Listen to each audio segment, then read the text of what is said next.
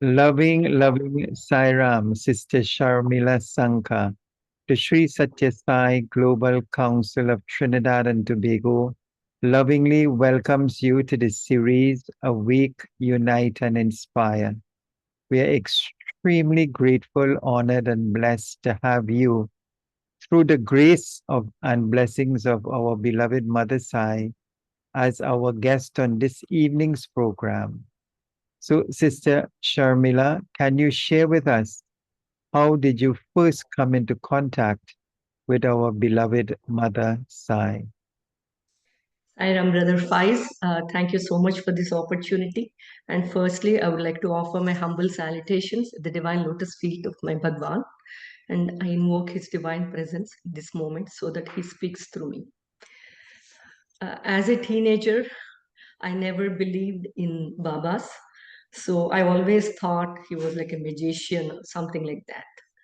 So one day I was in a situation where I couldn't continue my studies in English medium in my hometown due to lack of institutions there. So, and at the same time, my brother-in-law, he came up with an application saying he asked me to apply for Satyasai University in Anandapur. And that was the first time ever I heard about this Anandapur University. So because I didn't have any other go, though I didn't like Swami at all, I was in that situation where I had to really uh, try to understand Swami from my brother-in-law, and then came to a conclusion that yes, this is my only go. Let me go ahead and apply.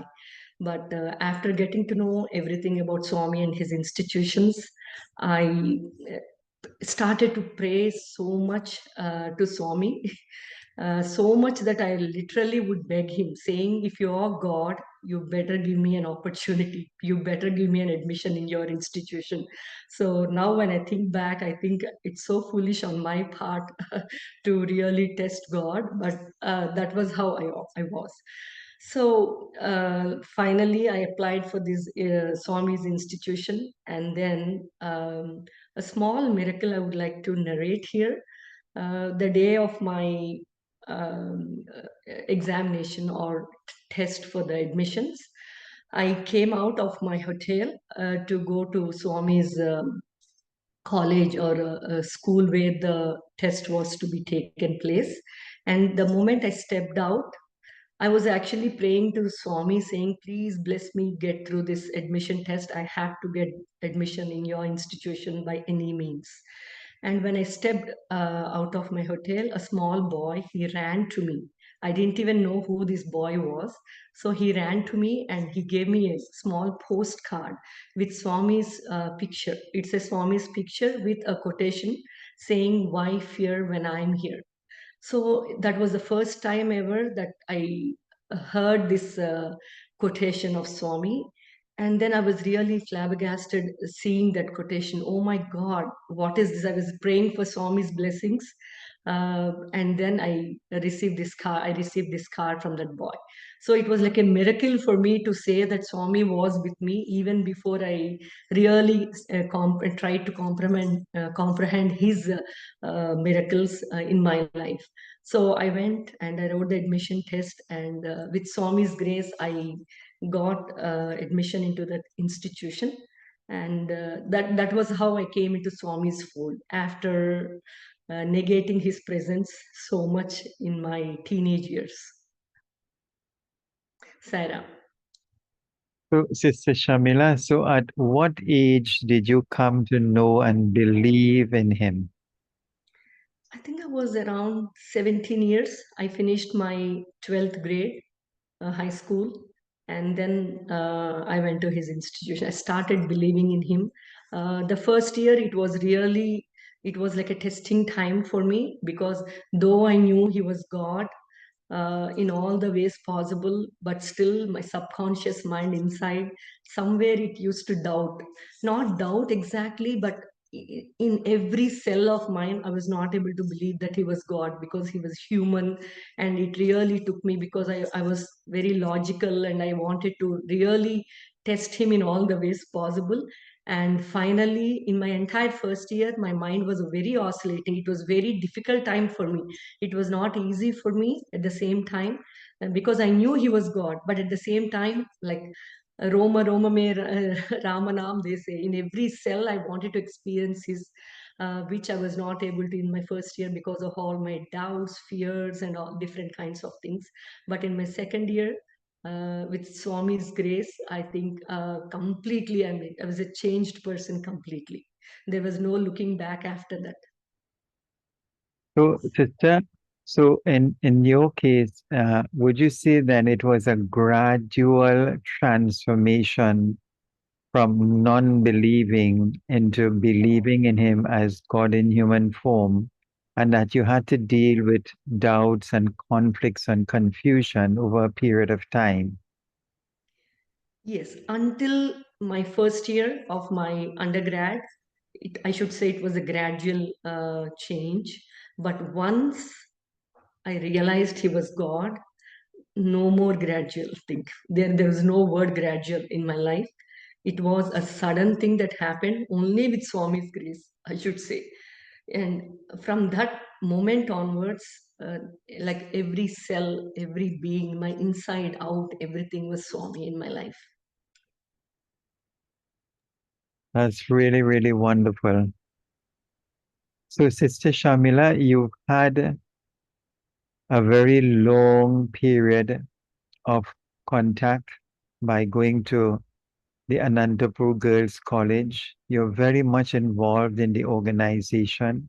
You've had so many wonderful Sai experiences with him through his grace and blessings. Can you share at least two of your most memorable? And I know it might be difficult for you to pull out of the number that you have, but can you share at least two of the most memorable and probably impactful ones that has happened in your life? Yeah, that's a difficult question, I should say, because every experience was unique. But I'll try to narrate couple of them. One of them being, we were in Parthi for Swami's birthday celebrations, and during that time, my madams were saying, okay, Swami was coming up with this super specialty hospital. It was supposed to be opened very soon, but before that, after the construction was complete, they gave us a Seva project to the Anantapur students. I'm sure they gave it to the brothers also, but with regards to Anantapur students, they gave us that opportunity to go to super specialty hospital and then do some little cleaning over there, like the windows, the paint, little paint needs to be, extra paint needs to be removed, and the floor needed to be scratched a little bit with some tools and something like that. Very little tiny work. So we were so excited to go to the super specialty hospital because Swami spoke a lot about it. It was he was very enthusiastic when he was talking about the super specialty hospital to us. So a few of the students, we went to the super specialty hospital, and for each room around 3 to 4 Anandpur students were there in each room, and probably one Sevadal member. That's it. Nothing more than 3 4 individuals in that room. So I was cleaning a window. It's a long window, very huge window where you could walk in and walk out of that window. So I was standing on the windowsill, and then I was cleaning. I went outside the window, the other side. That means facing the hospital outside. I mean, so I went there. I was cleaning the window, and all of a sudden, I could feel something happening there. Nothing happened. It was very quiet, but something told me something is happening. So I just peeped through the window from inside while I was cleaning. I just peeped inside the room, and lo and behold, it was Swami there. So it was like I was shocked, I was astonished seeing. So we didn't expect, we never knew about it. So all of a sudden, when I saw Swami there, I didn't know what to do. I wanted to jump from the window onto the floor so that I would not miss Swami because he was almost turning back to go to the next room. So I couldn't take it in. At the same time, being a student, I could not go against the discipline. I could not behave however I wanted just because I saw Swami there.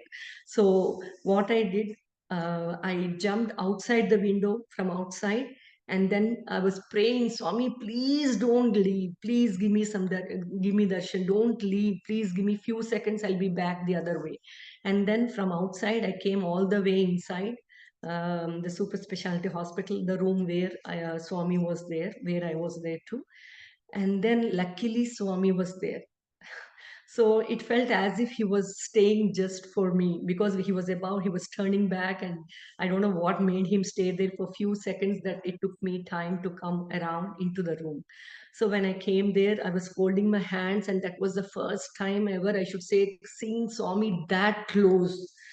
I saw him several times, but at least a few feet away in the darshan lines, but that was like not even 1 foot away. We were that close. We were all standing and admiring Swami. It was such a beautiful instance that I fail in explaining my feelings. And then somebody asked, I think it was the Sevadar lady, I think she asked Swami Prasadam, and immediately Swami created, and it was a beautiful moment to see Swami create Vibhuti from that close, like few inches away. So he created Vibhuti, and we didn't even have a piece of paper to show because that was an empty room. And that lady, she was showing her palms, and Swami put Vibhuti in her palms.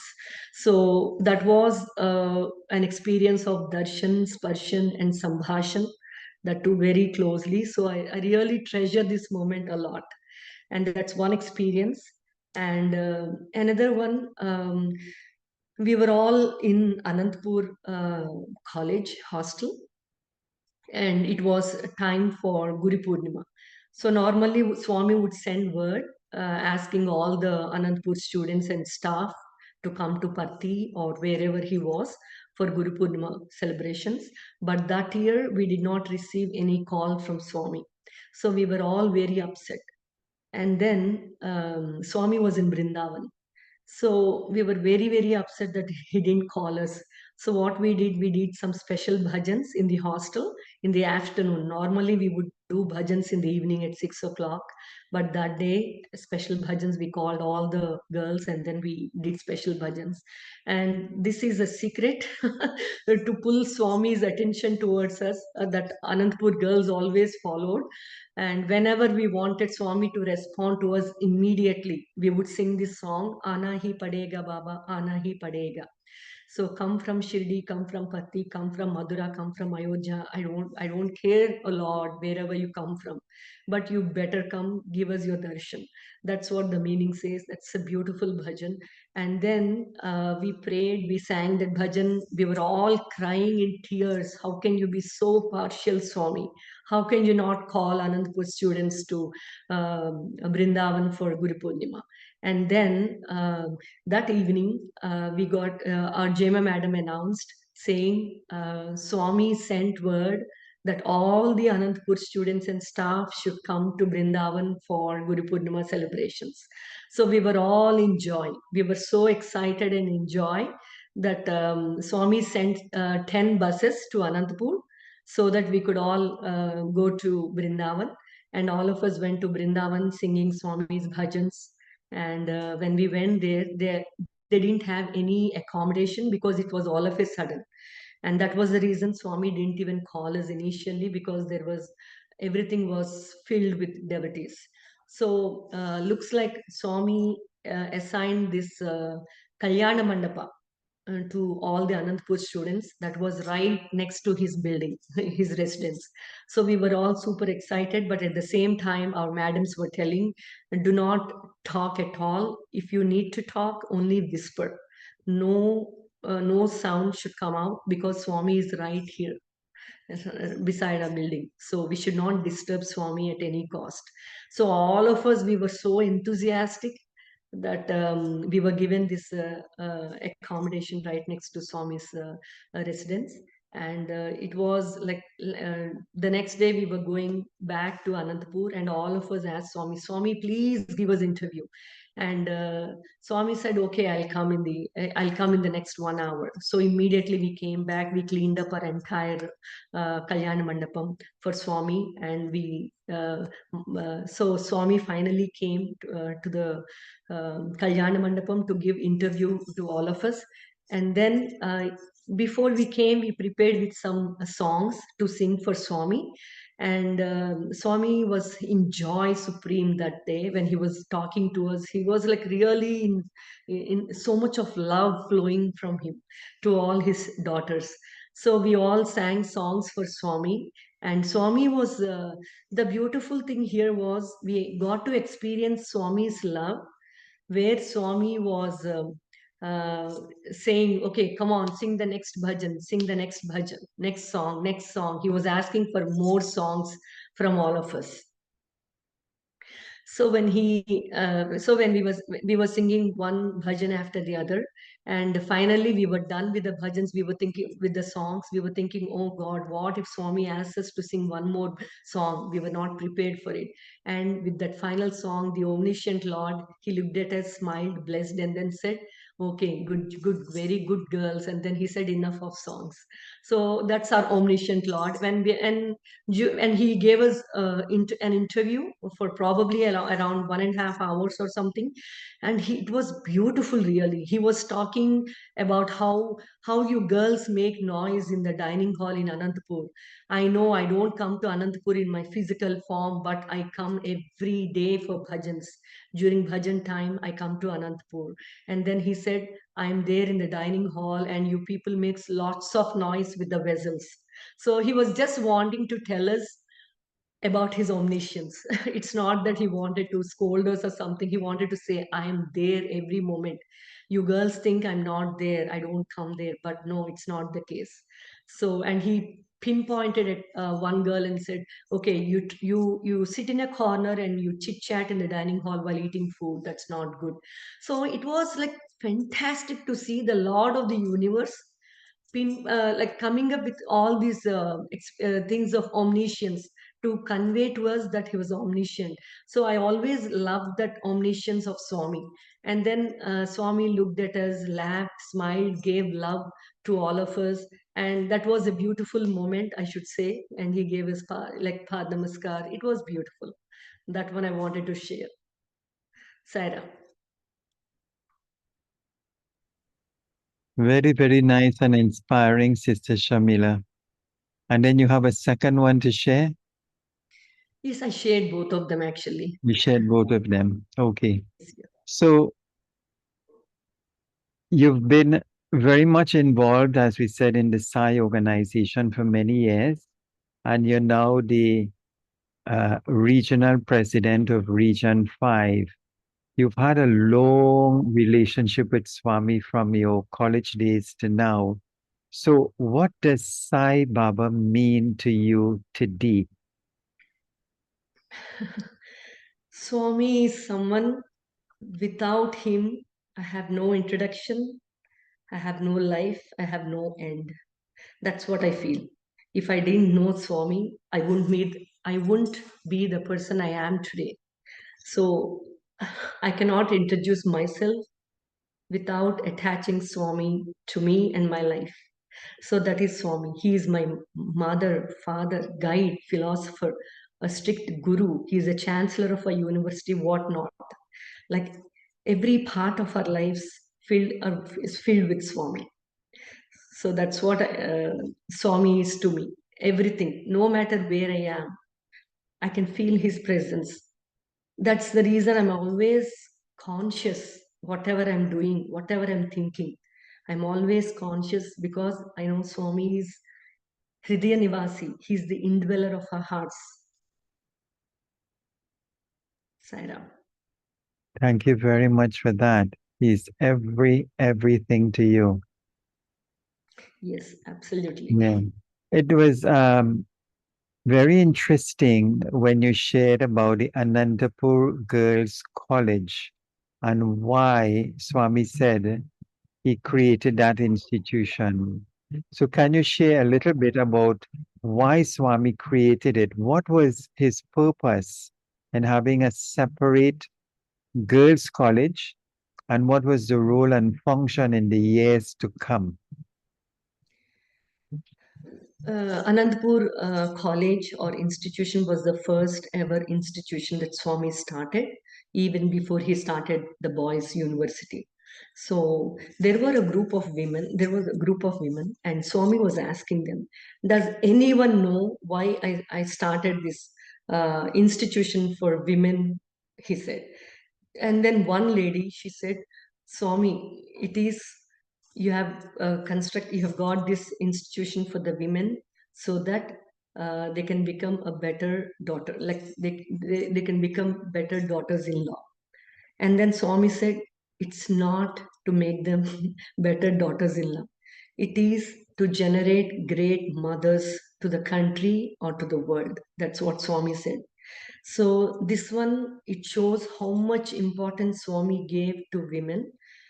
And he always, like, he was the one who came up with the schedule for all the students, how the schedule should be, what we should be doing whole day, how we are supposed to spend our day.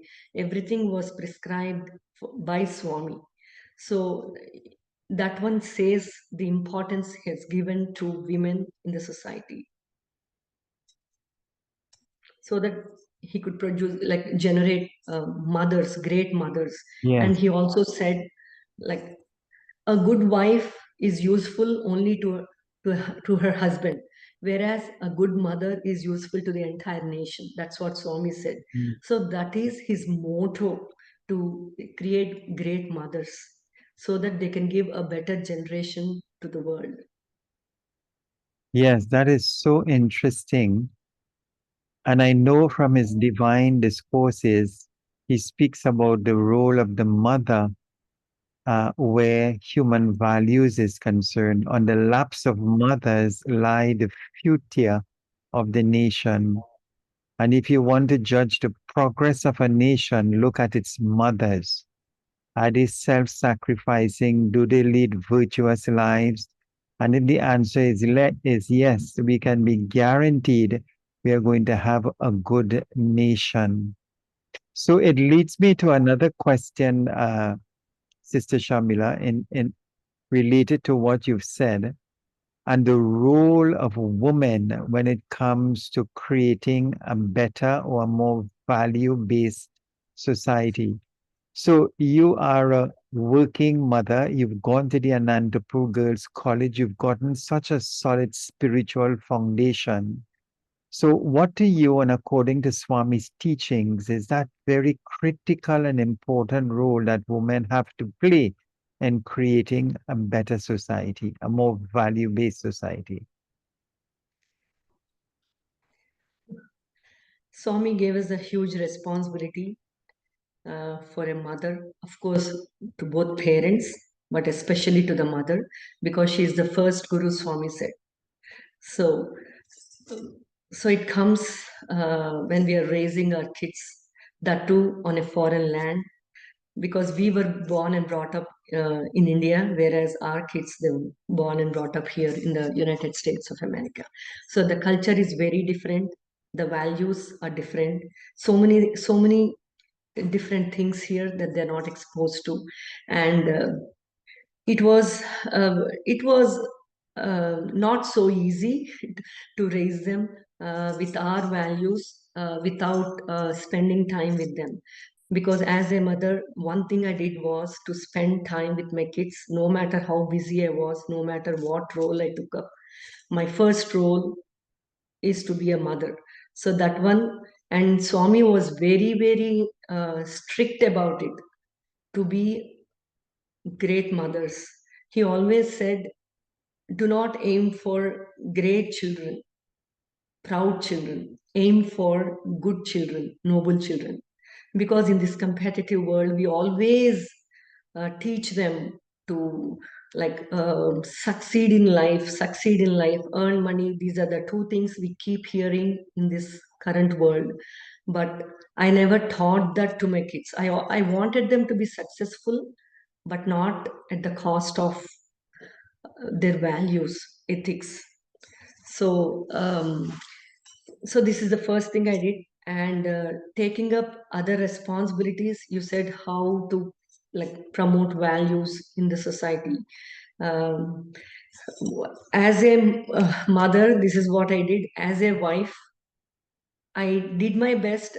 When it comes to husband and wife, it's not like simply listening to each other. I think we have to complement each other when you're treading on the path of dharma. It's not that you're simply listening to each other and not fighting. That is not the true meaning that I give. When somebody is going on the wrong path, the other person has to correct them. So that's the true meaning, right? Because uh, always it's not possible for both of them to be on the same page, but to correct each other and to put each other on the path of dharma, and to ensure their kids are treading on the path of dharma or righteousness, truth. And that is our responsibility. So that's what I did my best as a wife too. And you can say like a daughter-in-law. I think a woman plays an important role. She wears different kinds of hats to fulfill her responsibilities, and in every responsibility and every role she plays, I think she definitely needs to make sure she's spreading Swami's values through her actions rather than teachings. Because sometimes we get so busy teaching, oh, Swami said this, Swami said that. No, I think when we live our life with love, when we live our life walking, treading on the path of dharma, when we earn money, every dollar that we earn, everything should be like in a dharmic way, not by legal means or something. So these are the values that Swami taught: Satya, Dharma, Shanti, Prema, Ahimsa. Spreading love wherever you go. Spontaneous love. It's not like planning something and doing. I'm not a person who likes to plan a service activity and do it. No, it should be innate in us, because that's what Swami was, right? Swami, his love is so spontaneous that every time we see Swami, so spontaneous love flowing from him. Always some whatever he talks, whatever he says, whatever he does, that itself is a service. I think it should be innate in us. When we have all these, when we learn all these, when we put all these values into action, we are doing a better job in the society, I feel. Sarah. Very, very beautifully said. And it reminds me of that saying of Swami, if there's righteousness in the heart, there'll be beauty in the character. When there's beauty in the character, there'll be harmony in the home. When there's harmony in the home, there'll be order in the nation. When there's order in the nation, there will be peace in the world. So it really starts in the home, Sister Sharmila, and especially with mothers. Yes, Mothers. that's true. Mm. And And as one thing I'm reminded of one thing, like Swami, of course, he said, first do your duty at home and then take care of the rest, right? So leaving home, being women, we have so many responsibilities. Just because we want to participate in service activities, we want to do something outside, we cannot leave our responsibility as a wife, as a mother. We need to do our duties at home and then only try to do something for the society at the same time. Swami never said leave this and then go out and then do the service. So I think we should do our best at home first, so that we could be of use to the society next. Because what is the use if we are not responsible at home and we are not exemplary to our own kids, to our husbands, in the family, any family members? So there is no use of uh, doing all these without being playing your role, your respective role in the home. That's what I feel. very well said and so very true, Sister Shamila. And you have also been involved with the SSC Group 3. So, in relation to being an SSC teacher and then having two daughters, what did you have to put into practice, especially at home, to become that role model for them as they were growing up, to ensure that you were awakening the human values in them at a tender age? I think I three things I can say: love all, serve all.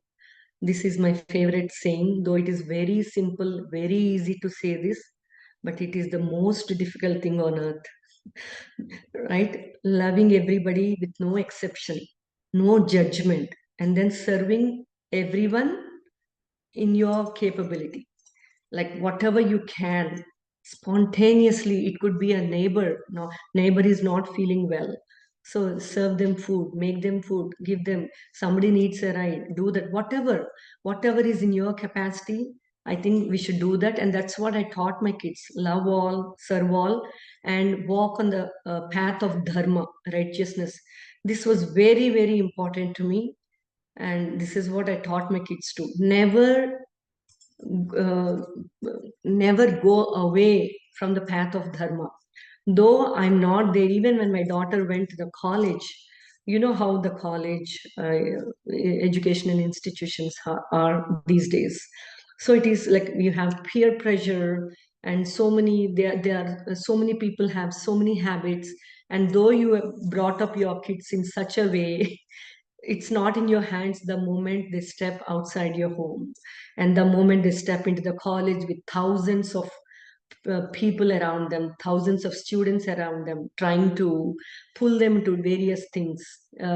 So that was a time I was telling my daughter when she was going to the college. I said, till now, I did my best as a mother to put you on the right path and to give you all the values that we could, that Swami wanted. But this is the time we are not there to look at you or observe you or do or help you, support you. We're not there anymore because you will be by yourself. And I said, this is the time Swami will be there at all times. Remember, he is watching. Forget about mom, forget about dad. Swami is watching us. Swami is there to guide you. Swami is there to support you. So remember that whenever you need, Swami is there. And then that's what I said. Whenever, like, you should be proud that you have lived your life in such a way that you didn't take any wrong means. And you should be proud to look at Swami, that you have lived your life in the best way possible. This is what I taught my kids. And as of now, with Swami's divine grace, purely divine grace, it's nothing in my hands. So both of them are like angels, I should say. Both of them, really. Like sometimes it is so like I'm surprised to see them. Even during COVID time, my younger one, she says, mom, her grades are very good every time. During COVID time, it's little difficult, right? And to concentrate, everybody in the house for the 1.5 years, and it's not easy. It's not in-person classes anymore. And that time she said, so many people, they copy and they try to cheat and all this. She said her grade went down, and everybody's, of course, they got A's and all. And then she said, like, because people, they can look at their answer sheets or whatever, but I didn't want to do that, mom. I didn't want to do that because that's a wrong act. So I'm just doing. So at that time, normally, if it was anybody else, they would have said, it's okay, everybody is doing, you can do it too. But I didn't want to say that at all. Of course, her grade went down that one time, but still I said, I'm proud of you. Swami is proud of you. He will make sure you get better grades. So, and of course, it really came true. And that was one instance. Like in every part of their lives, they know how to include Swami into their lives. Whenever they're stuck, that's what I tell them. Whenever you're stuck, you don't know what to do, remember Swami, Swami's name. Just chant the name of Swami. Write a letter to Swami, tear it, put in all your energy into it, tear it. Swami knows. Whenever you need help, Swami is there. Because we will be there for few years, but until then, later on, we will not be there. I wanted to create that support system for them. I wanted them to have that implicit faith in Swami, blind faith in Swami, that he is the ultimatum. I have to depend only on God, and no one else. These are the things I taught to my kids. And overall, like love all, serve all, tread on the right path, don't get addicted to money. That's what I tell them. It is energy. It is essential, but do not get addicted to it, because that is the one way that people tend to take the wrong means. They go down their word. So many things happen when it comes to money. So I tell them, do not give, do not think about it right now. Your responsibility is, your dharma is to study as a student, and rest will fall in place. So, Sister Shamila, what I'm getting from your sharing, and Swami has also said this, is that you had to become the example in the home of what you wanted them to become. Because a child will follow not so much what you say, but what you do and what you are. So you had to first live those values in your life, and your children were seeing you as an example of that and being inspired to also practice it. Yes, absolutely agree. Wonderful. And then, as you said, you did your very best as a parent, as a mother, to set good examples for them in human values in the home. But when they go out in the society, there's so much temptations, there's so much of differences in behavior, in culture, that they that may, if they're not strong in that conviction of who they are, they can be so easily influenced and deviate from the path, as you said. So that foundation in the home is so important, to provide the necessary tools for them to navigate the challenges, the peer pressure, and so many other things that they would encounter in their schooling life and in life in general. Yes, yes. One thing is at home, and the other thing is faith in God, faith in Swami. Those things, it'll be beautiful. Because there are some parents, they raise their kids so well at home, but once they go out, if they don't have that spiritual aspect in them, there are chances they get to the wrong paths. They pick the wrong paths. So, two sides of the coin, I'll say. One thing, make sure you're doing a good job at home, and at the same time we need to give that liberty to the children, I feel. Like the moment you try to like, they'll give an example. Sand, if you hold the sand and try to squeeze it, it's going to fall from your uh, from the tiny gaps. But whereas if you're holding it with treasure, like holding it very carefully with love, it'll remain there forever. So like that, I think there is a thin line between giving independence to the children, at the same time ensuring they are on the right path. These two are very, very important, and there is a thin line. As parents, we need to make sure to give them that freedom, trust them, but at the same time, make sure they are on the right path. There are different ways. You can observe them, you can talk to them. That's what I did every night, every day. I would sit with them. At least for in the beginning, I used to sit a couple of hours and spend time with them.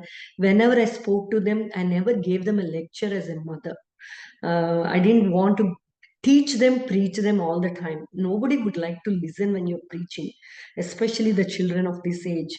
So I always gave them like examples of my life story, like how I lived in Anantapur, how we try to live a true life of devotion, at the same time that have that cheerfulness on your face. Swami always said, do not have this castor oil faces. Always don't have that castor oil face. Swami never like, he would say, be enthusiasm. Your children have that spirit in you, always have that zeal in you.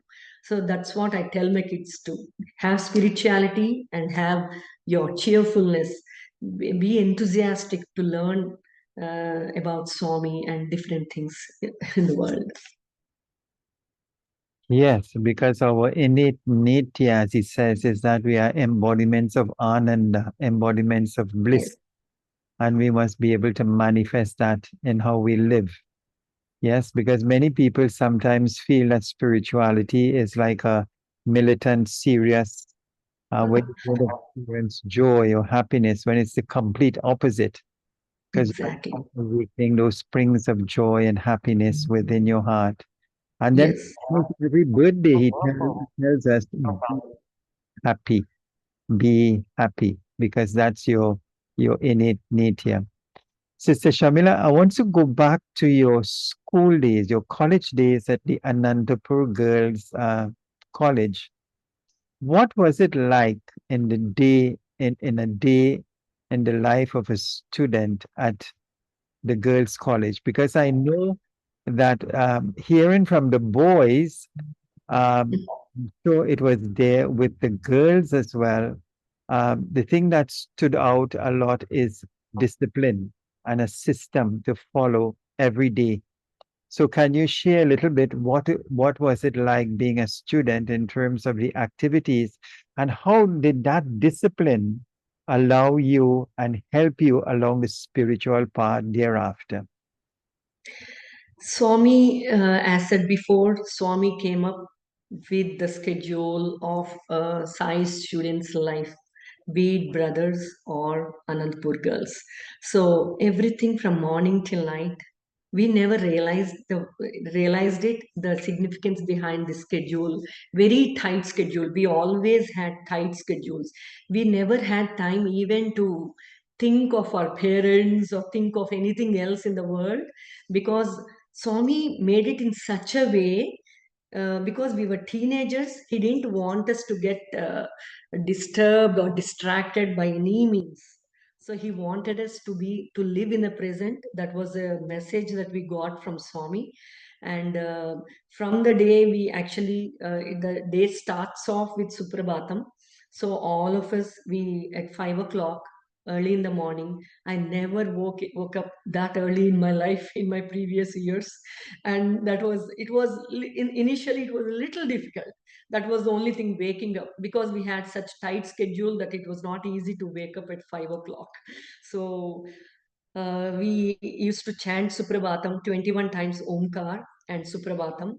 Now we realize the value of chanting Omkar, right? It's such divine, the sound that resonates in the universe, and we never realized it then. We just did it because it was part of our lives. But now I realize the value when I think over it.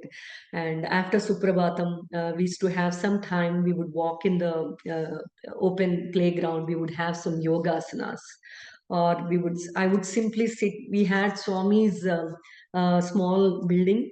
I would sit on the steps there, so that I could feel his presence and energy, because whenever Swami came to Anantapur, he used to live in that building. It was like far away from the hostel, but within the same premises. So that was my place. I would sit there and study or think of Swami. I would talk to Swami every moment when I'm walking. I just talk to Swami. So that 1 hour we used to have it for ourselves. And we would go to the college in lines. Everything we would do in perfect discipline. You cannot go step away from it. Discipline was our breath in Anantapur. And luckily, my dad was like that. Like, he was a traditional dad, that it was not difficult for me to put it into practice at Anandapur, because similarly we lived like a traditional dad. He raised us, so it was easy for me that way, except waking up early in the morning. Rest of them, it was like very easy for me. And we would go to the college auditorium first, and then we would chant some prayers. We would do bhajans. And every Thursday we used to have these cultural programs where you could do a skit, or they could perform some dramas, different kinds of things, cultural activities, and traditional dance, singing, different kinds, like debates. We used to have different kinds of cultural activities every Thursday. So, and we would start off with thought for the day. In the auditorium, one student would go and say thought for the day, and rest of the day, the whole day, we would try to implement that, put it into practice. For example, it says, like, be a servant of God, feel that you are an instrument in his hands, let him shape you and use you as he knows best. I can't believe I still remember after 30 years. This was the thought that I said it out that day. I don't know, somehow, because the whole day we would keep thinking about the thought for the day and try to implement it in our everyday. So, and after that, we would attend the classes, have lunch, go back, attend the classes at in the evening. We'll come back, and then we would have some sports or something in the evenings after our snacks. So we would go to the playground and play some sports, and we would come back and then attend bhajans for 1 hour. That was a beautiful time for me. Singing, following bhajans, singing bhajans. That was a beautiful. That's how I used to connect to Swami very easily. So we would sing bhajans, and then the birthday girl would give aarti to Swami. That was a precious opportunity for her, and we would all chant Trayambakam, for her. And then afterwards, if we were lucky, our warden, then warden, Srimati Jayama Madam, she would narrate beautiful experiences that she has had with Swami. So, with so much of love. It's like how you see Swami, the same way you could see Jayama Ma'am. She used to have, even Pushpa Ma'am, they used to have this love for the children. Nowhere in the world we could find such love. So she would always force us to eat more, whereas in the outside world, they would not want you to eat more in the hostels. So it was completely opposite in the outside world. But Jema Madam, she used to have so much of love, and she would share so many experiences with Swami. So we used to have that, always been bliss, spiritual. Every day it grows, spirituality grows day by day with experiences, your own experiences. So it was beautiful that moment. And afterwards, we would serve dinner. And in Anandapur, there was a self-reliance activity where every student supposed to participate in some activity or the other. For example, lunch serving, dinner serving, serving to all the 500 students. We used to have a group of individuals, around 30 girls, serving dinner to all the students.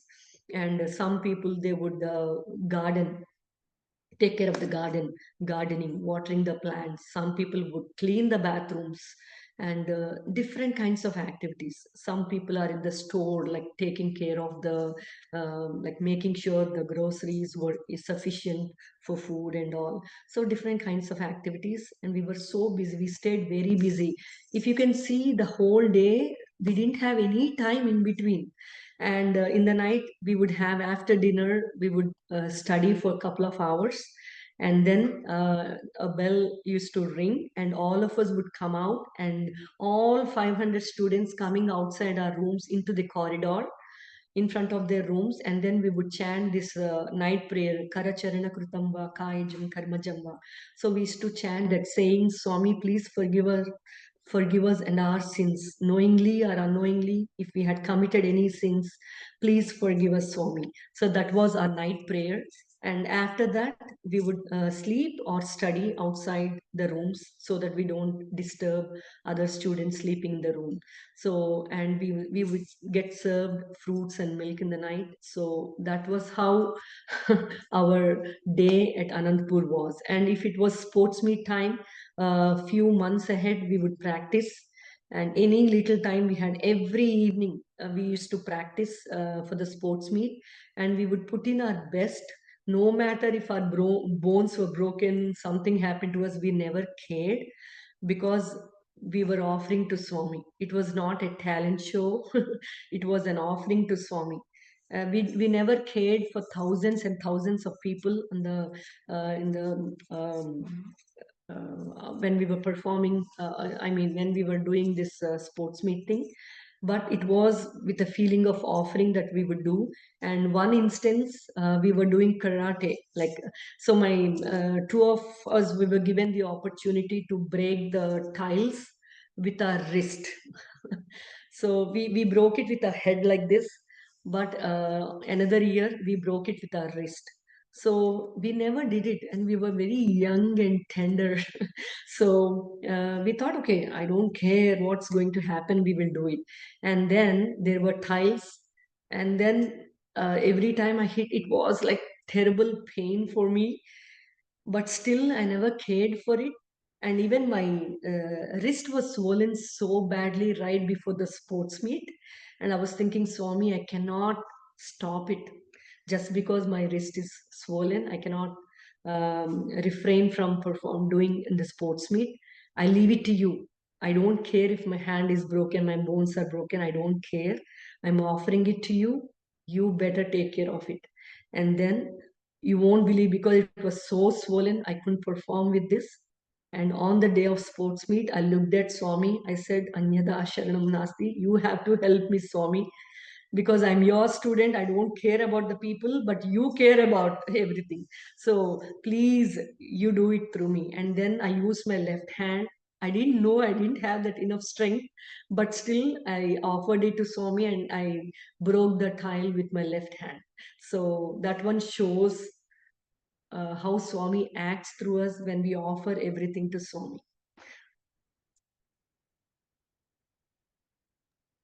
Sister Shamila, that is simply amazing, amazing.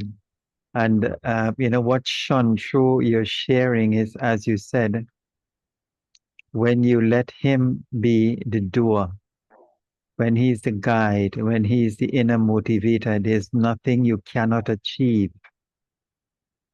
with his grace and with his presence within yourself. So thank you so much for sharing that.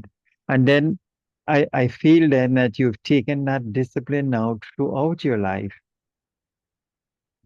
and it has made you what you are today. Absolutely, absolutely. Without that, I wouldn't have been the way I am today. I offer everything to Swami, and he taught us how to live a true life. There was no time waste in this entire day. If you had seen, there was no time for us even to waste even a minute at Swami's institution. We respected time a lot because we didn't have much time even to study at the same time, because we participated in several activities, sports meet. And when it was weekends, my madam, Gemma madam, would call me and she would ask me to take the students to the doctor's offices when there were no staff available. And sometimes so many activities I would take up. So it's not like one thing. Even whenever we had any visitors, I used to make sure to assign the responsibilities to rest of the students during the visitors time. So we never had time for to waste of to simply while away or something. We really respected time so much.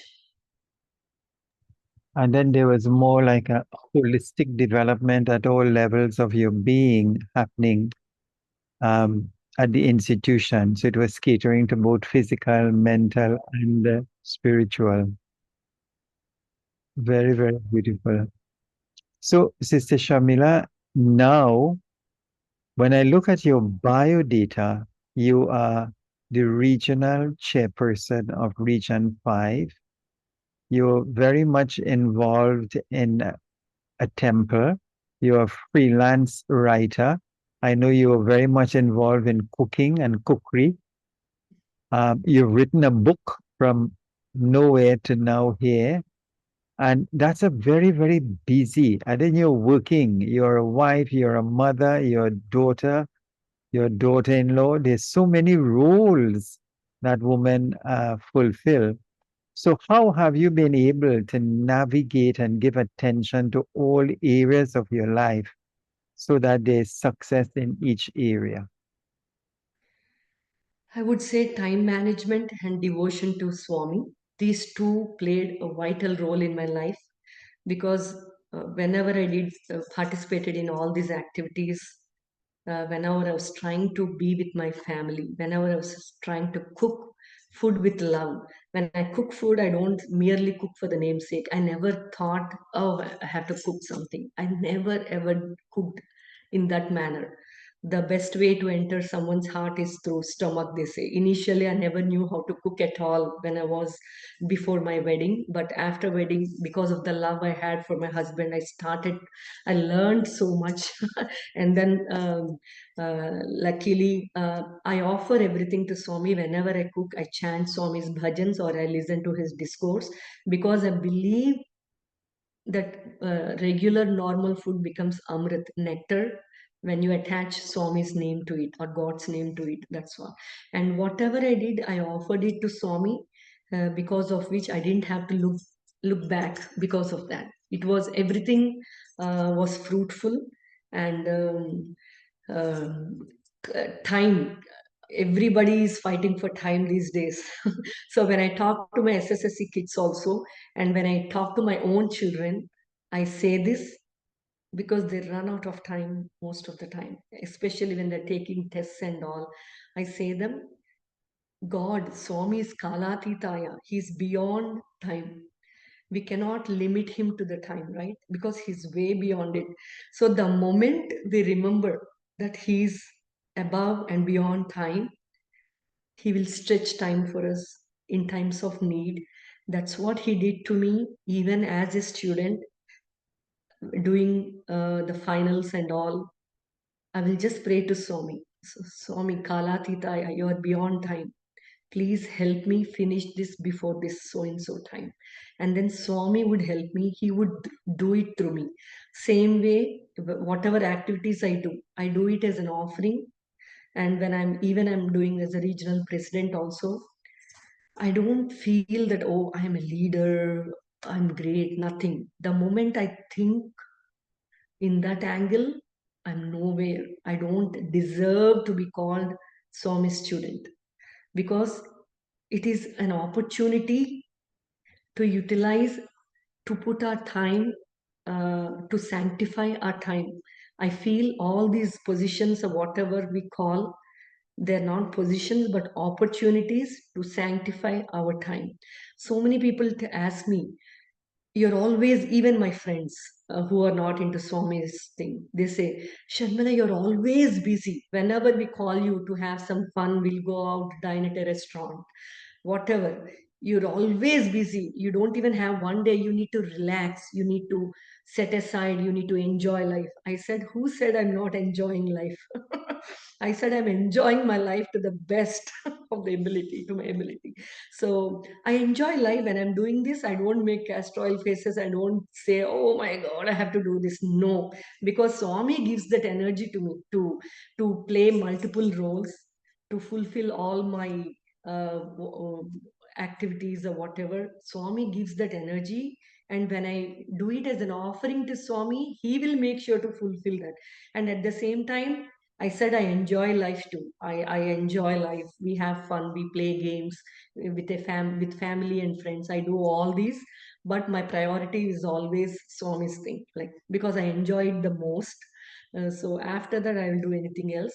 And as I said, when you pray to God, when you pray to Swami, He will stretch the time for you when you're on the right path.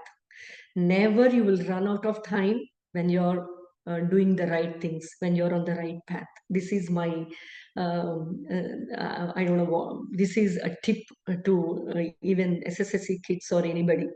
Just offer it to Swami. He will make it happen. No matter 100 roles you're taking up, He will make sure you're doing it successfully when you have it as an with a feel of offering to Swami. Very wonderful.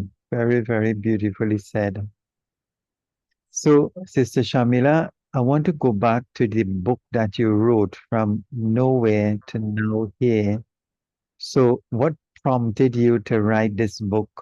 I have not read it. I'm certainly going to do so. But what prompted you to write it? And you said it basically um, it reflects your journey from a stage of a non-believer of Swami to a staunch disciple. Yes. From my student days, I used to maintain a diary where I would write everything that Swami spoke to us, all our interviews, everything, whatever dreams I dreamt and came true. Most of my dreams would come true. And I think it's all because of Swami's grace. And if you have that pure love for Swami, he will make it happen. So all these I was able to do it. during my student days. I never knew at that time that I would be writing a book, publishing a book at all. Never did I dream. And I had so many diaries. And the next thing why I wrote was I wanted my kids, the next generation, to truly understand what Swami is. Because, as I said, I don't live on this earth plane forever. And I cannot complete everything I wanted to say to my kids, right? I cannot do justice, so much of justice. I could only explain so many experiences and all, but my every thought, how Swami molded us, everything, there is no way for me to do everything. So I thought I would write a book as an offering to Swami. That way, it would be useful for the next generation. My daughters, once they live their own lives independently, they should be able to continue this. Our love for Swami. It should not stop with our generation. It should continue to the next generations. That was my main motto, to spread that love of Swami to the next generations. And I wanted to tell it's normal for any person for the first time, whoever didn't see Swami, whoever didn't get to experience Swami, it's very, very normal for them to think he's not God, because I went through that pain, I went through that journey. I was on an extreme end where I never believed Swami. I always thought people who had Swami's pictures were foolish. So I was from that point how my life changed the moment I came to Swami's fold, how my life got sanctified. So there's a huge change between this and that.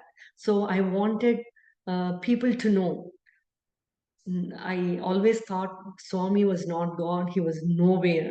But how I became to understand, I came to a point where I could comprehend his omniscience.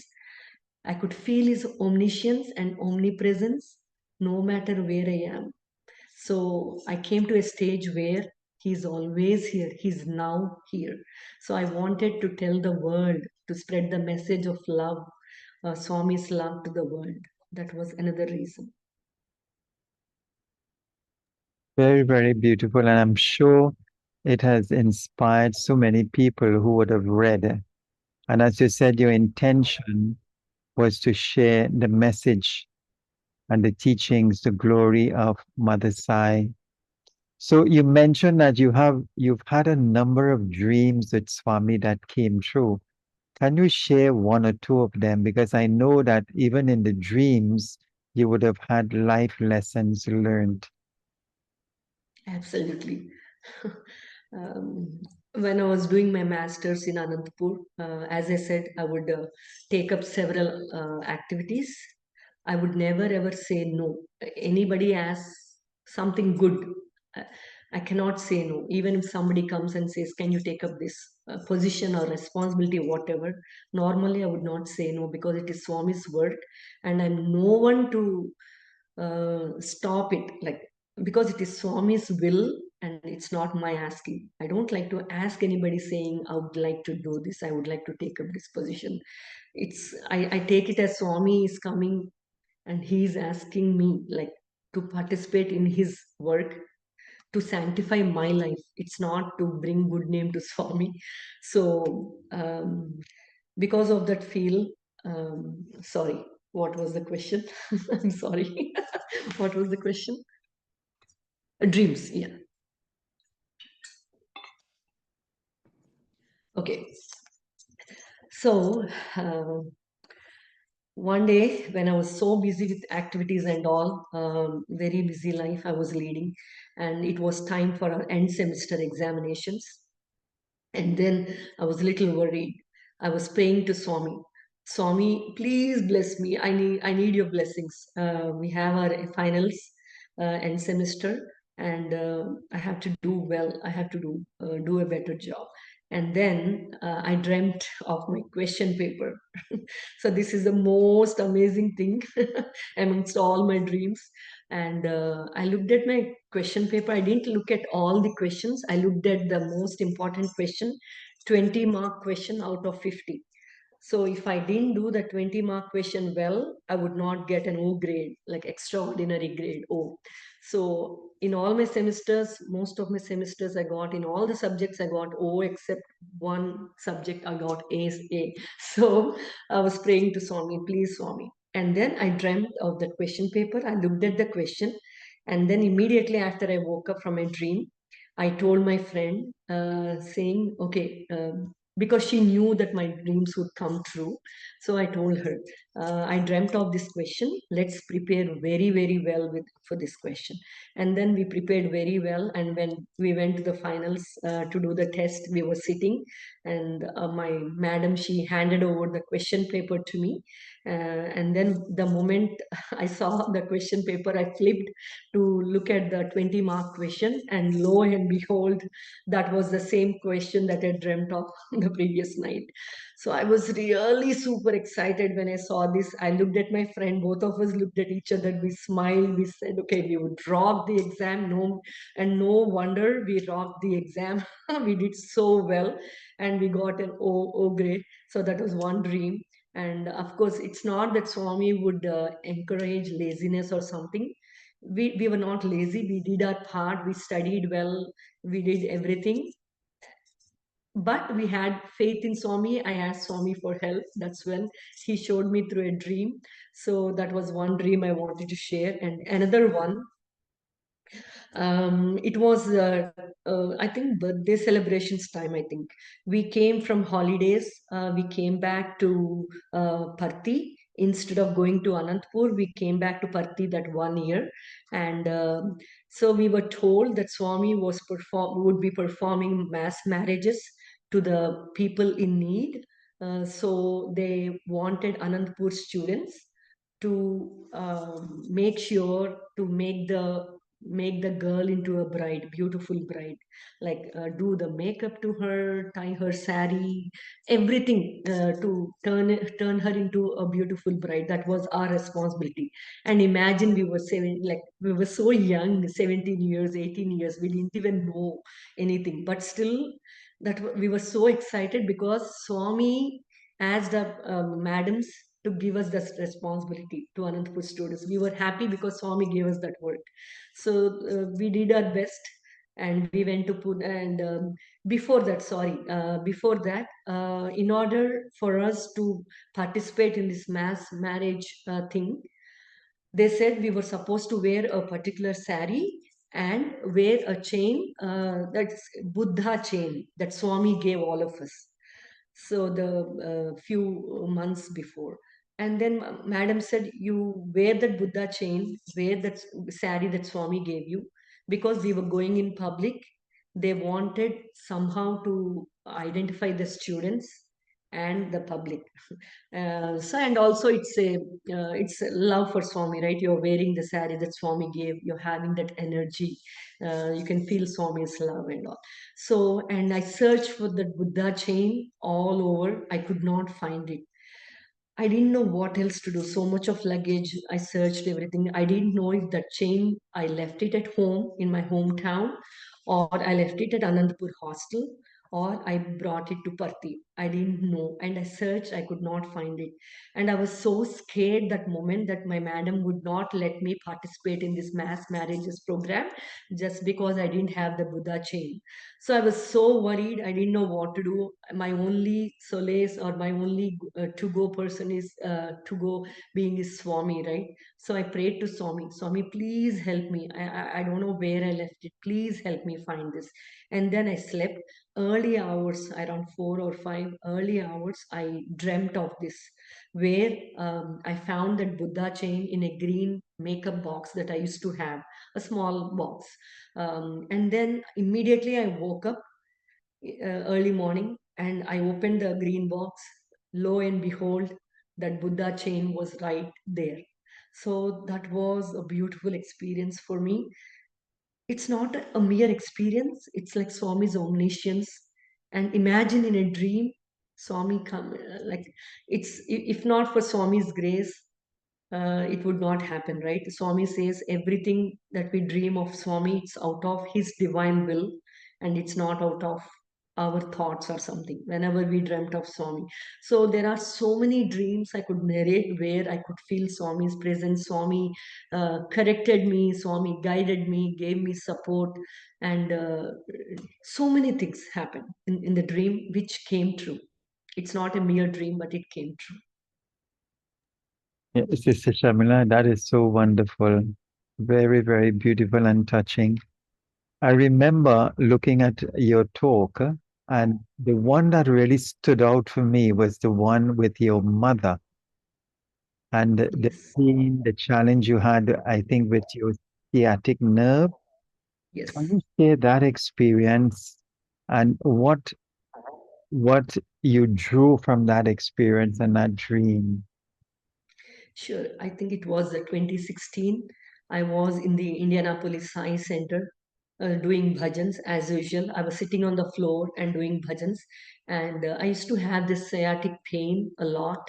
I was not able to sit continuously on the floor. At the same time, I didn't want to sit behind on the chairs because I wanted to be close to Swami's chair. Because I always knew that Swami would sit there. Swami promised the moment you say first Omkar, I'll be coming. The moment you say second Omkar, I'll be walking. The third Omkar, I will be installing myself on the chair. I'll be waiting for the bhajans. That's what Swami said. And I always believed because I like to sit on the pathway mostly so that I knew Swami would come walk.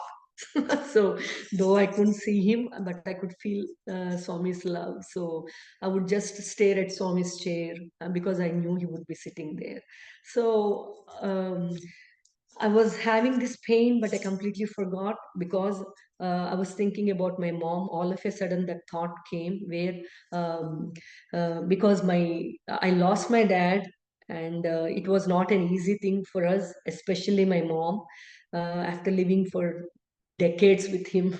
So and she was really like it was not easy. At the same time, she had this heart issue where she had to undergo open heart surgery, and the moment we got to know that she was supposed to undergo this surgery, it really I don't know what to say. It was very difficult for me to take it because she was very old by then, and I didn't know if she would survive after undergoing such a huge open heart surgery in India. So it was very scary for me. So I was praying to Swami. Like every moment I would pray to Swami because I love my mom a lot. I love my mom. As I said, she is my guide, philosopher, everything.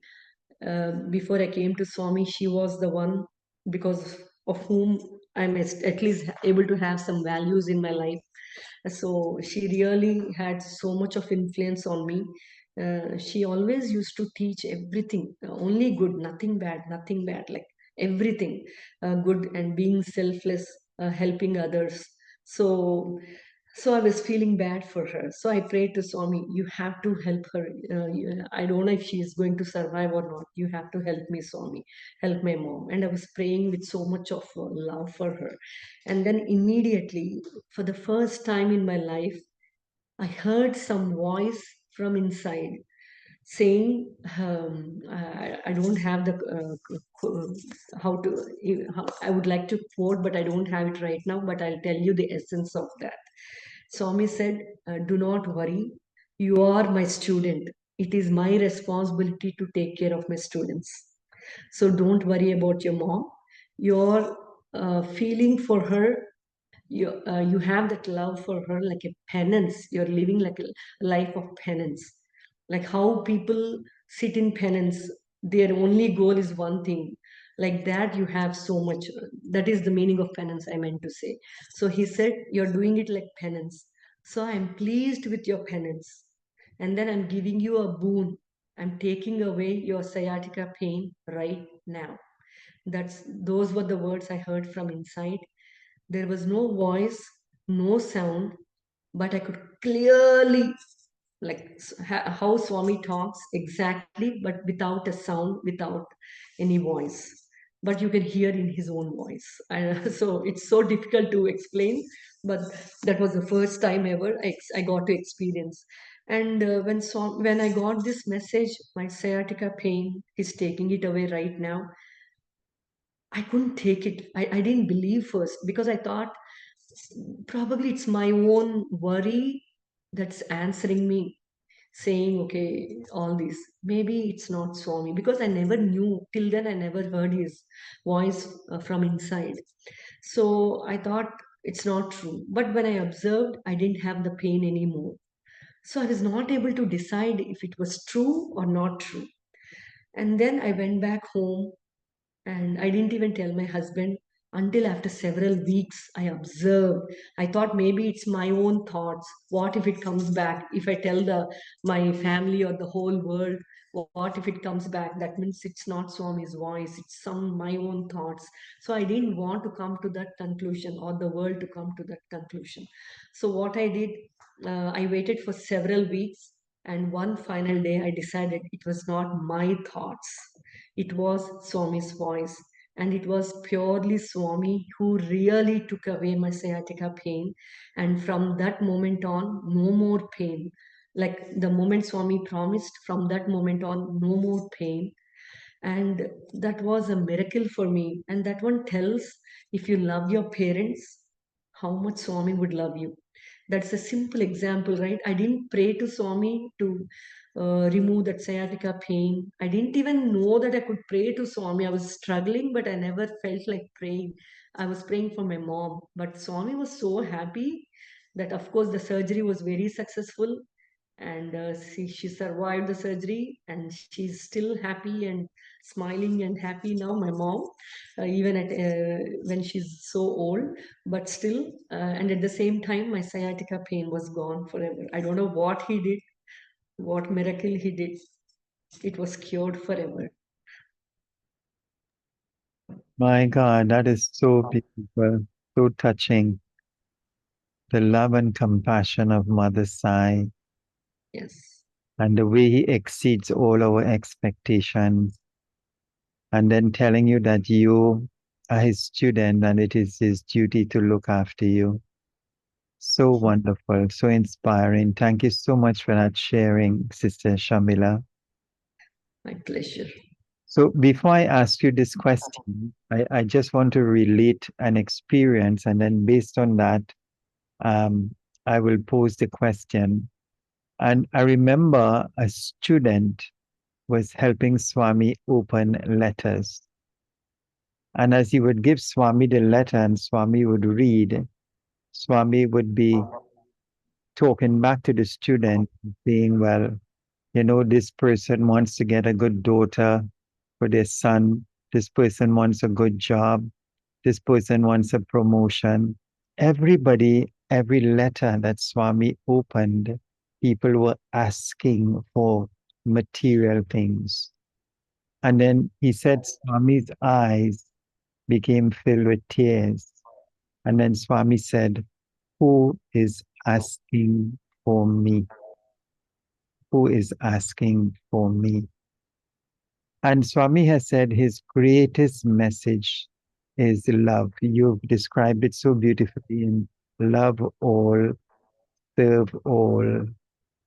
So, my question is for the devotee on the spiritual path, can we attain a state where we can love him just for loving sake? That we are part and parcel of him, we are embodiments of love, and that we can love him just because we are love also. How do you see that? What is your view on it?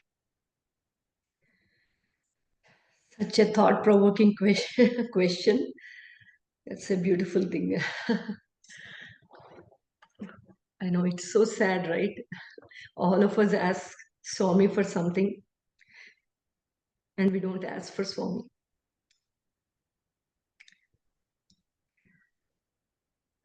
Excuse me. So I always have this feeling. It's not improper for us to ask Swami for something because we are living a human life and we are depending only on Swami. I think at the same time, Even Swami is searching for that one devotee where he truly loves Swami for love's sake, for Swami's sake and nothing else.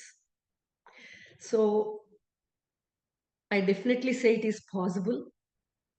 And I think at least there are few people who are doing this, loving Swami only for love's sake, not because you want something to be fulfilled, not because you want your daughter to succeed, your child to succeed, not for materialistic things alone.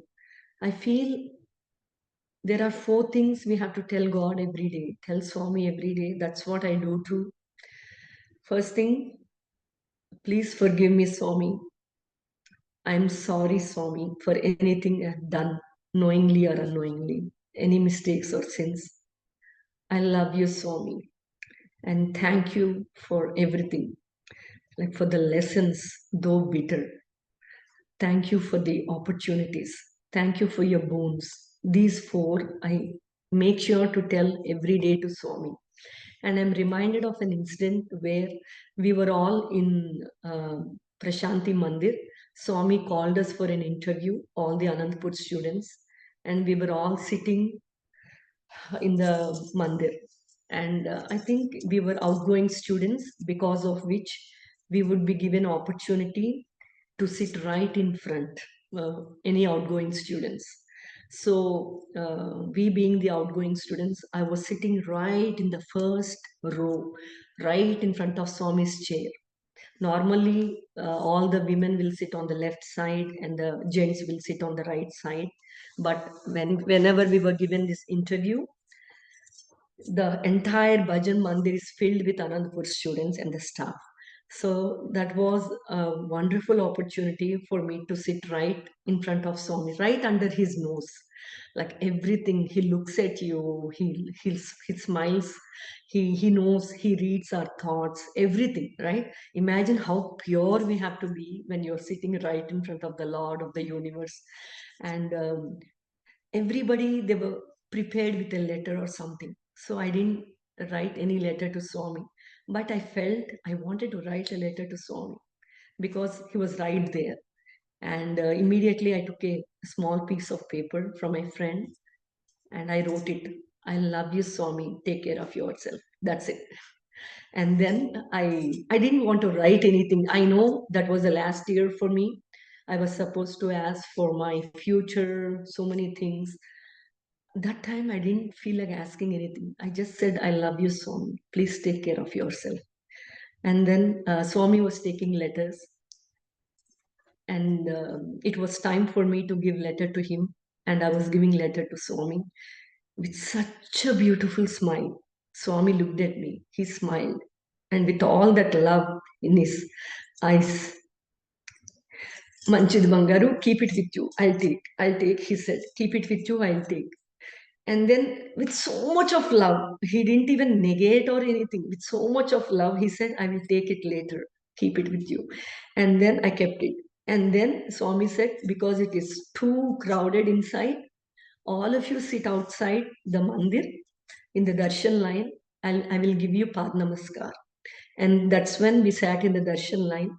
And then I had so much of time in between because Swami was supposed to come out and give darshan and give Pad Namaskar to all of us. And that was when I took another sheet of paper and wrote it to my heart's content, whatever I wanted to narrate to him. And then Swami came and I gave both these letters to Swami. And I felt, because Swami was so happy that I wrote, I love you, Swami, and nothing else in the letter. He was so happy that he wanted to give me an opportunity to write my wishes or whatever. So I took it as an opportunity for Swami and I gave both those letters to Swami. So what I'm saying is, we should not have a selfish motto when we love Swami. And Swami should be the first one to pick. When you have a chance to decide to pick, you have a choice, Swami or this one, Swami or the world. Always we should be prepared to pick Swami first. That's my first thing. And the next thing, Have love for Swami. Don't do it for namesake anything. Don't do it for namesake. Just because I have to participate, I have to give my attendance here, I have to give my attendance there. Never. I know it is good for the world. You're doing something, but when it comes to the Lord, do it spontaneously. Do it with love in your heart, not because it's a rule. Because that's a beautiful thing. The bond between you and Swami, you can create that bond between you and Swami, right? When we have this true love. And I'm reminded of one of my Anandpur students, Shubha, such a sweet girl.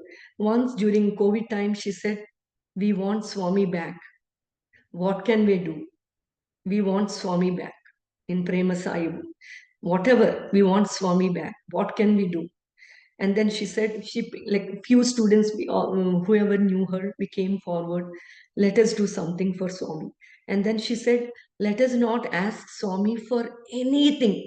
Let us pick one activity. We will do it for 1 year continuously. And then she gave the option of Trayambakam, option of Rudram. She gave different options. Whatever we wanted to do, Suprabhatam. Do it with the love for Swami and nothing else. No desire. We should not ask for anything. Just for Swami's love and Swami's presence. That's it.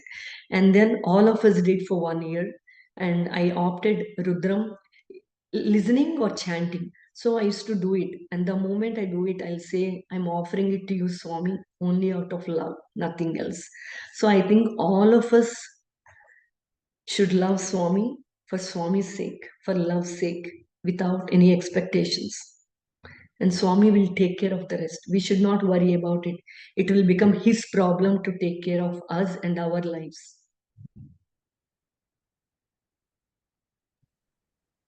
Thank you, Sister Shamila. That was very, very touching.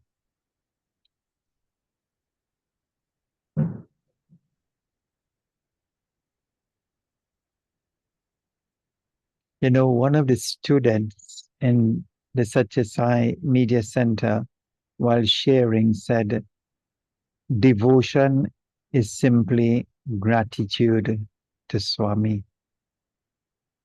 So, what our lives should represent is being grateful to Him for all that He has given us. What can we do? What can we give back in return to Him who has given us so much? And while you were sharing, it brought to mind an experience I had in the Kulwant Hall. You know, after Swami would take arti, he would walk very slowly back to his residence. And sometimes his head would be bent and his hand would be in the familiar circle motion. And what came to me very strongly is, Swami, people are asking so much of you, Lord, but what can we do for you? What can we do to help you in your mission? You know, and that came very, very strongly to me. And I used to feel a certain amount of empathy and compassion coming with that thought and with that awareness. And it tied in back so nicely with what you've just shared. That if we can love God just for the sake of loving Him, and that we are also embodiments of. But He's such a compassionate avatar, Sister Shamila. He tells us, I give you what you want so that you could want what I have come to give. And then, you know, when you look at all the other avatars, as Swami has said, avatars like Rama and Krishna had to destroy one or more individuals who stood in the way of the propagation of Dharma. But in this Kali Yuga in which we live, where every single one of us is tainted, if the avatar were to uproot, there will be none left on the face of the earth. So he says that this is an avatar not of mass destruction, but of mass transformation. And his greatest weapon in bringing about that is divine love. Yeah. And so beautifully he says, you know, I remember him quoting that the self is lovelessness, but love is selflessness, and that we must live in love. The self lives by giving and forgiving, uh, by getting and forgetting. Love lives by giving and forgiving. So live in love. So the essence of his teachings, as you said, is to love all and serve all. And that is what will really make our Lord happy when we as his children can live and practice and become that. So, Sister Shamila, having had so many wonderful experiences with Swami and had this very, very good fortune of attending his college for so many years. When Swami left the physical form in 2011, what was your response? What was your reaction? How did you navigate that situation? Initially, I was very, very scared to go to Parthi because I didn't want to imagine Parthi without the physical proximity of our Lord Swami. It was very difficult, but I took my daughters. I went to Parthi, and of course, we cried a lot. Even my daughters cried a lot. After all that waiting, we could not see Swami physically. That was not easy at all. But afterwards, after long wait in deep meditation, thinking about Swami, I realized nothing changed in Parthi, except that physical proximity was not there, but we could feel his energy so well. We could feel the way Swami walked. The moment you close your eyes, we don't need to fight for darshan lines. We don't need to really worry about whether you would get in the first line or not. No rush, nothing. All you could do is just simply close your eyes and think of his beautiful form, walking in the darshan lines, looking at all of us and blessing. Everything was as usual, but you had Swami inside your heart rather than seeing him outside. And I think Anandpur students got used to this, his omniscience, because every time we experienced his omniscience more than physical proximity. Of course, we would go to Parthi, to Swami for interviews, Path Namaskars, Guru Purnima, any celebrations we would go. But rest of the time, all our lives at Anantapur, we used to feel his omniscience when we were in Anantapur. Every moment, be aware of our thought, word, deed. So we are so used to Swami's absence of physical proximity there. So it was little easy for us, though initially it was tough, but later on it got easy for us because we could feel him everywhere. He's beyond time and space. We could feel his presence every moment, everywhere. So I think even now, that's what I tell people, have to go to Parthi. So many people say they're scared to go to Parthi without Swami's physical proximity. I said, no more fear. You have to go and experience because Swami's Sannidhi is there. What a divine opportunity to be able to touch his Sannidhi or look at his Sannidhi, feel his presence. How could Swami not be there when he was there for decades? He walked on the holy land of Prashantinilayam. So now I'm used to it. Now, every time I go to India, I make sure to go to Parthi. Yeah, it's like recharging the entire like 1 or 2 years that you are going to be away from India. At least you're recharged, your soul is recharged physically, mentally, emotionally, spiritually, we get recharged. So that is a blessing, I should say, to be able to still go to Puttaparthi and feel his presence there also. I know Swami can be felt anywhere. At the same time, why do we go to temples?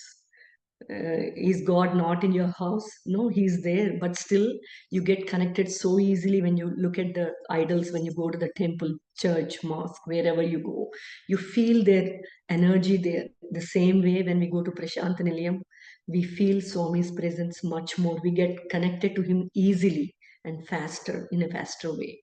So that's what I could say about that. Thank you very much for sharing that. So, Sister Shamila, now that the physical form is no longer available to us, and Swami, while in the physical form, had said many, many times, he had made statements and given us signs that I am not this body. Do not mistake me for this 5 foot physical form. Yes. How have you been able to connect to that inner Swami, and more importantly, to maintain that connection during your daily life? As a student, all of us, as students, all of us got used to feeling Swami in Anantapur itself. We felt his omniscience, and especially when it comes to me, I got a change. I had a change in myself because of his omniscience. Whatever I ask, any question, the moment I open a book, you will see the answer right there. Like anything happens in my life, it is out of utmost, like you can see, you can feel Swami in that incident, in that experience. So I was so used to his omniscience that it was not at all difficult for me to live without his physical presence. And even when I came to USA, even when my kids were born, every moment I would just feel his presence. Even when I'm talking to you, even before we started this, I pray to Swami, Swami, speak through me, because it's not me who's speaking, so you have to speak through me. So every moment I can feel his presence, Swami's presence. Even when I'm going on the road, I'm parking my vehicle, I'm going to work, I'm driving, whatever I do, I bring Swami into my act. Because in this Kali Yuga, we will not have time to spend for God.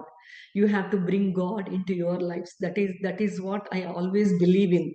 Whatever activity you're cooking, you're doing something, you're walking, whatever you do, even while sleeping, sometimes if you don't get sleep, I'll feel like that it's time waste, right? When we are not able to feel sleepy, and but still you need to rest. So I chant Swami's name. I continuously chant Sai Gayatri, Gayatri, whatever, because I want to sanctify every minute of my time. That way I live with Swami, I live in Swami. I think of Swami every moment. So I'm used to his omniscience every time. And being a student is a huge responsibility. Though it is a sweet responsibility, it is not that easy, because wherever you go, you're seen as Swami student more than anything, more than seeing me as a wife or a mother, as a mother or as a teacher or an employee at work, or a regional president, no matter what. The first responsibility is to fulfill my duties as Swami student, and I always have that responsibility on my shoulders. And I pray to Swami, because Swami said, even if you cannot get good marks, it's okay. Do not get remarks. So that's how I try to live my life every moment, bringing Swami into my life. Very, very beautiful, Sister Shamila. And I love what you said as to how you connect with him every day, that you're living in him, for him, with him, in every activity, in every thought, in every word, in every deed. You put Swami into it so that work becomes worship, and you always have that connection, that divine remembrance with you all the time, because he's really always within us. We just have to access him. So very, very wonderful. So, Sister Shamila, you know, in Trinidad, we have been embarking on what we call animal seva and environmental seva, which has been a topic that has impacted the entire world, especially the environmental seva, in the way that humanity has lived. It has impacted Mother Nature.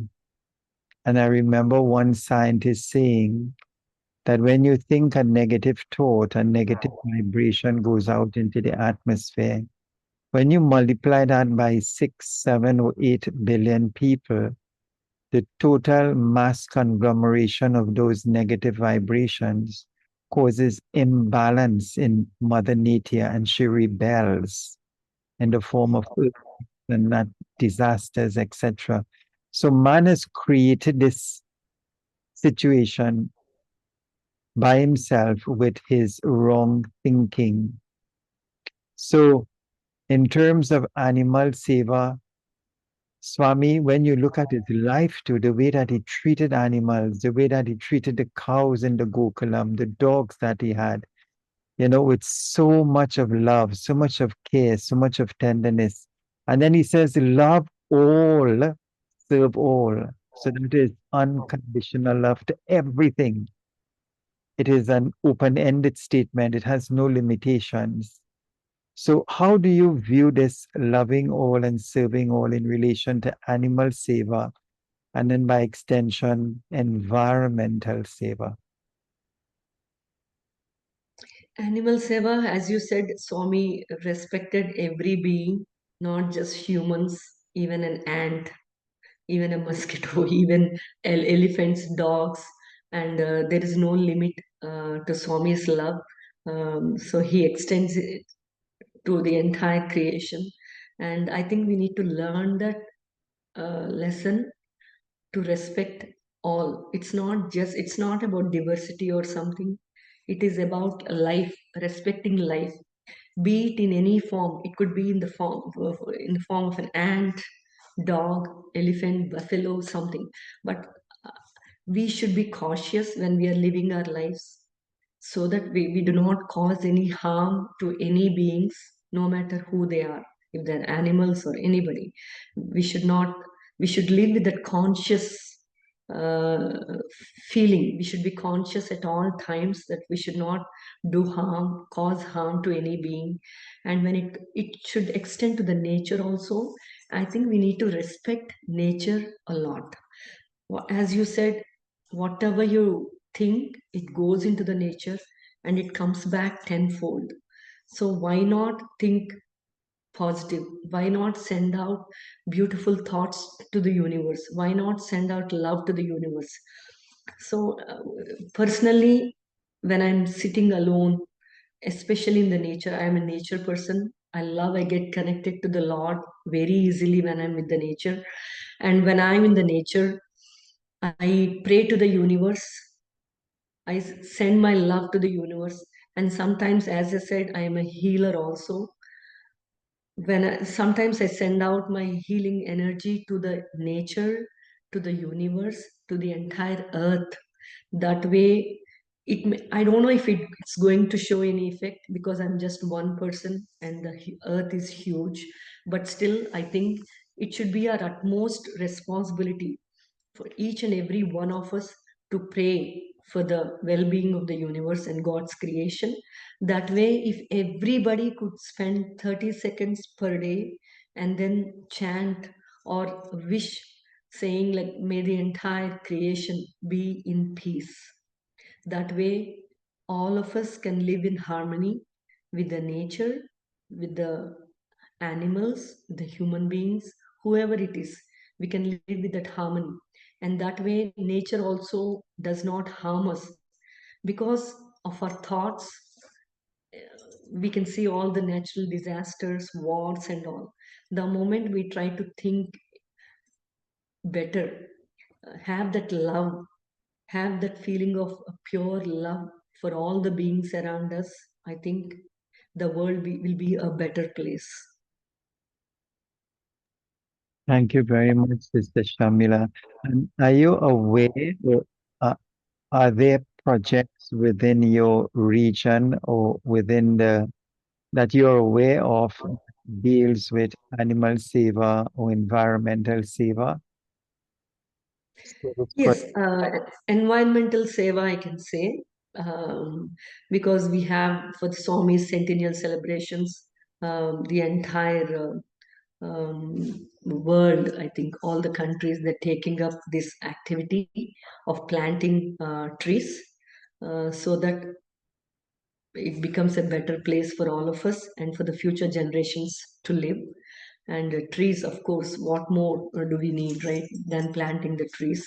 I think, like everybody, even we are taking up that service project where we are planting trees, and we're looking for opportunities for public places. We're reaching out to various organizations. Our service coordinators are reaching out to various organizations, schools, temples, whatever, to ask if we could plant more trees. So we are definitely working on this. And it's not only planting trees.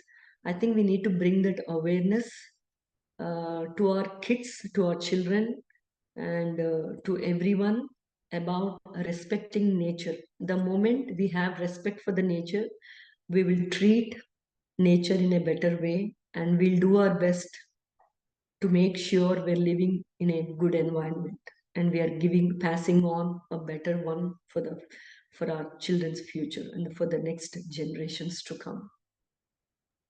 And coming back to animal seva, sometimes when you see how animals are treated, Sister Sharmila, today, like, you see animals being left out in the hot sun or the cold. They're being chained for long periods of time, sometimes without food, without water, and they suffer. Like when, for example, when there's fireworks, there's so much of fear that they feel because they don't understand what is happening. So with the animal saver, those of us who have pets too, whether it's cats, dogs, etc., we need to be mindful too that God is present within them and treat them with love, with care, with tenderness, and see the divinity in them also, and treat them with that love and that respect. And then you've taken the responsibility of having a pet. So the responsibility is to take care of them as Swami would take care of them. And when you see so much of suffering happening with the animals, it really breaks your heart. And this is why, there are few devotees in Trinidad who it's really sort of registered with, and they're really making a genuine effort in their own way to make a difference where the animal saver is concerned, and having them spayed and neutered. Uh, I know in certain countries, whenever they find stray dogs and they're not able to find a place or a home for them, they are put to sleep, they are shot, they're injected. So it's all part too of what we call true you know, and we need to really help one another, encourage one another in this together with the environmental saver, because we are really responsible for creating the situation we are in, but we are also responsible for bringing about a change and a transformation in the society. Which leads me to your final question. And I know this interview has gone on for close to 2 hours. It is all Swami, as you said, Swami's divine will and his guidance. So, Sister Shamila, let's say someone comes at your home and they have a discussion with you, they're concerned. They say to you, Sister Shamila, look at the state of the world. There's economic poverty, there are national wars, there's disrespect in the home for parents and children. People are sleeping on the streets. There's so much of poverty. And the person asks you, what can I do to make the world a little bit more loving, a little bit more kind, a little bit more united? What would you share with that person? I think first thing comes Swadharma, where you're doing your own dharma. That one plays an important role. If, as individuals, if we are doing our duty with love, with little selflessness, at least little selflessness needs to be there, because In this materialistic world, everybody is selfish for their own well-being. Nobody cares. Nobody has time to care for the others. I think we should not be that selfish. Let us be little selfless at least, and think of the people around. And in our ability, whatever we can, we should be able to do that. And I think such a Sai organization, it gives us a beautiful opportunity for all of us to do it in manifold, because individual, if you're doing, you can do only little. You can help only few people, but when you're taking part in the organization, you can do much more. I think uh, there has to be a call, like, for all of us to be part of such a Sai organization, or in their own organizations where they really care for the animals or the nature or whatever. They can be part of any organizations. But what I'm saying is, when they're part of this, they can do much more better. And that's what all of us are trying to do. Like, for example, we have winter drives, winter coat drives, in such a size center. We buy new coats, new shoes, new hats, socks, whatnot, and care kits, with the toothbrush, toothpaste, everything that's required for one day's survival, like everything that's needed in a day.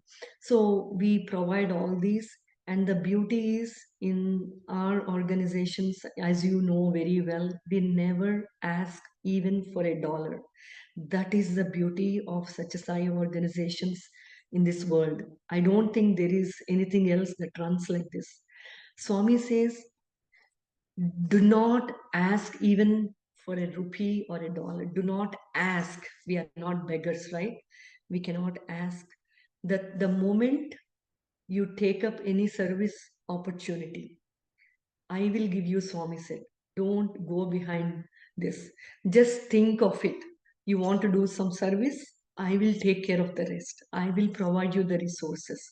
So I think this one really helped us to go above and beyond and be our best, and being respectful to the nature and the beings around us. Sister Shamila, as you were speaking about that, it brought to mind that I remember Swami saying that once your intention is pure and love is present, I will send the resources. And we have seen such beautiful examples of that. Look at the building of the super specialty hospital with one person giving so much, you know. Look at the water project that even the government of India shuddered to undertake. And Swami undertook it for the benefit of those people who were in dire need, you know. And I remember Swami saying in his own words in the compendium, I read this. He said, had it not been for the mind change of Sai devotees, the world would have been in utter chaos. What is So, profound statement. yeah. So, as you so rightly said, each one of us, if we claim to be a devotee or a believer in Him, it comes with a sacred responsibility to walk the talk, to live His message, to embody His values. That is what would please Him the most. That is the greatest gift that we can give to Him by being a personal example of His teachings. And recently I was reading where never feel that what you're doing is not making a difference. That is only you alone. Because you can take the tiniest of pebbles and drop it in a cup of water, and you'll get the tiniest of ripples. But when you multiply that by 6 or 7 billion people, you can have waves of transformation flowing throughout humanity, causing change. But it has to begin with the individual. So beautifully said. And I remember in the EHV conference that I attended in 1986, Swami said the best way to teach EHV is to live it. Wow. So enough of the talking, he says, and do more practice, you know, more from the zero to being the hero in practicing his teachings. So thank you so much, Sister Shamila, for that wonderful response. And if we all translate that into practice, each one of us can contribute in our own little way to make the world a better place, a more loving place, a more value based place. So please Absolutely. share some closing thoughts. Yes, as you said, every drop adds to the ocean. So we should never feel I'm just one person doing this. I think with divine grace, every day it'll make we can make a difference, taking small steps at a time. And finally, I would like to say we should not judge anyone. I know it's very easy, I'm not an exception, but especially when it comes to Bhagwan or his activities, I think we are no one to judge. It's so easy to say somebody is not coming to service activities, somebody is not participating in bhajans, different things. So I always think, who are we to judge that, right? Who are we? When the Lord of the universe was able to forgive all our biggest mistakes and sins, who are we to decide and who are we to judge if somebody is on believing Swami or doing his activity or what? It is his will. Everything happens with his will. No matter it's a failure, no matter it's a success. I think it's all when you offer to Swami, that itself is a beautiful experience. And we should live a life without judging anyone. And Swami said, my life is my message. That's right. We have learned a lot through Swami because he didn't simply preach, he put everything into practice. The same way, our lives should be his message. We should live our lives in such a way that we are spreading Swami's message. Sairam. The Sri Satya Sai Global Council of Trinidad and Tobago, Sister Shamila, wishes to express gratitude and appreciation to you for taking the time to share your personal journey and transformation at the divine lotus feet of our beloved Mother Sai. It has been absolutely inspiring, blissful, and at times very thought provoking. So may Bhagwan Sri Satya Sai Baba continue to bless you, to guide you. May you continue to be the loving instrument you are in his divine mission. Jai Sai Ram. Thank you, brother. Thank you for the wonderful opportunity. We were able to think of Swami, narrate Swami's experiences with Swami. Such a beautiful moment. And I think this is sanctifying our time. Thank you so much, and Sai Ram.